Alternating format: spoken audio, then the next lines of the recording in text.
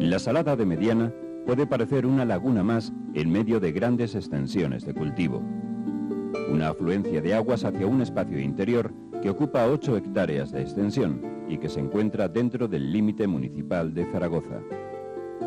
Sin embargo, este espacio natural está catalogado como área de especial protección urbanística, dadas sus peculiares condiciones. La laguna de la Salada de Mediana es un lugar donde el agua y las sales minerales se combinan en un ciclo cerrado. ¿Pero cómo se lleva a cabo esta combinación? Bien, los días de tormenta, el agua de lluvia, al entrar en contacto con el terreno, incorpora las sales minerales que éste contiene y de una forma paulatina las va acumulando en la laguna.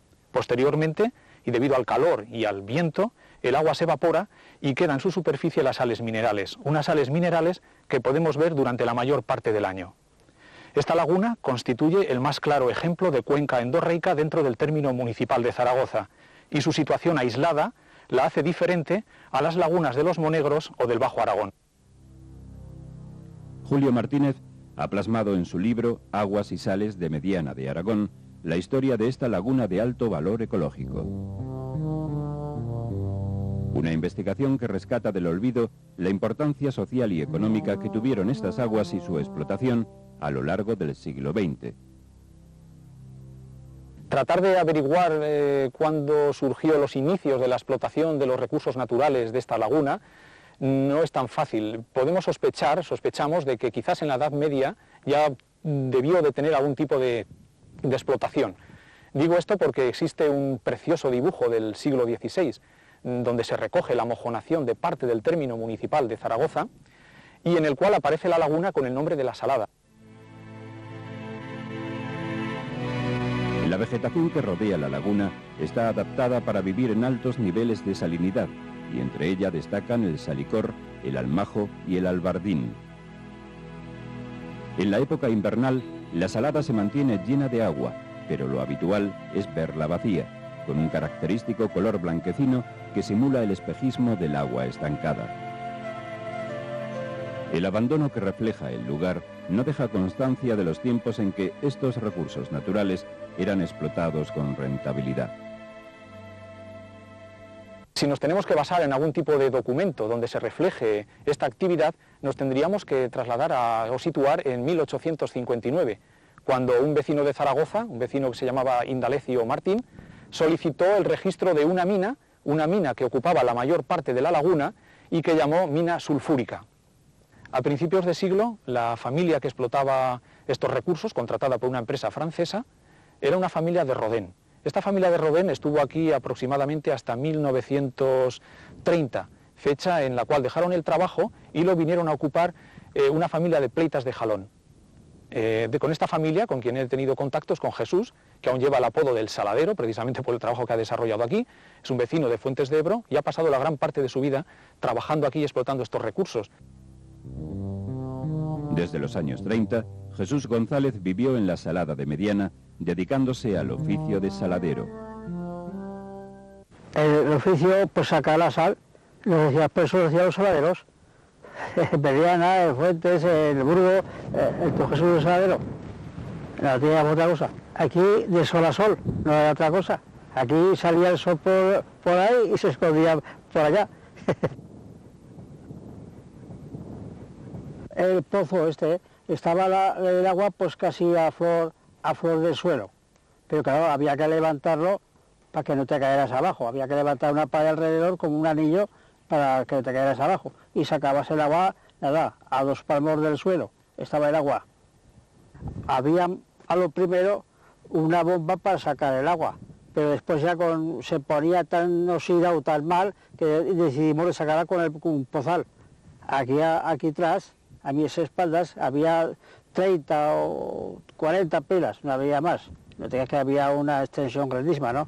Unas 30 o 40, y se daban eso. Echabas 2 pozas de agua aproximadamente para que a los 10 días en verano o 15 en invierno, según el tiempo que... O si llovía también mal, a llover mal también, porque se mezclaba el agua con una y ya no se podía evaporar bien.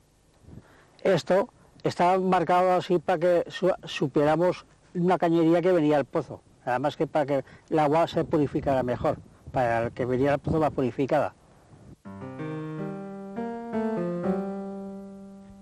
Una rudimentaria canalización de madera comunicaba el pozo de Mediana con unas pilas de muy poco fondo situadas al lado, en donde se obtenían las sales minerales mediante evaporación espontánea. Las pilas eran de mármol, profundas poco, porque si no, si echabas mucha agua le costaba más de sacar la sal, ¿entiendes? Y había que echar pues 2 cubos de agua aproximadamente para que se hiciera pronto la sal. En el verano mejor que para el invierno. Los tableros eran para secar la sal.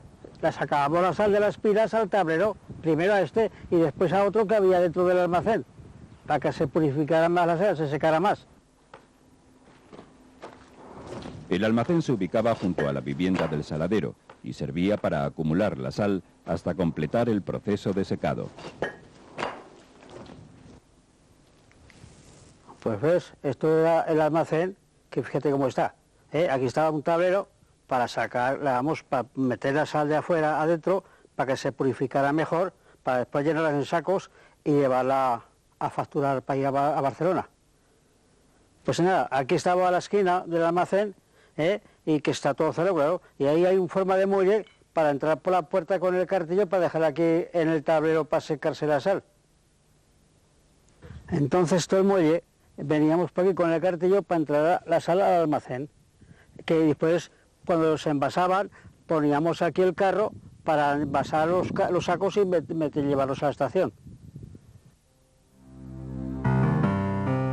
En estos primeros años del siglo XX, las sales naturales de Mediana conocen su mayor esplendor. Son reconocidas internacionalmente, reciben premios y se destacan las propiedades terapéuticas de las aguas del lugar. Bueno, aquí podemos ver lo poquísimo que queda de lo que fue en aquellos años el Pozo Pilar. Pozo Pilar que junto con el Pozo Mediana constituían unas auténticas fuentes de salud y sobre todo de riqueza.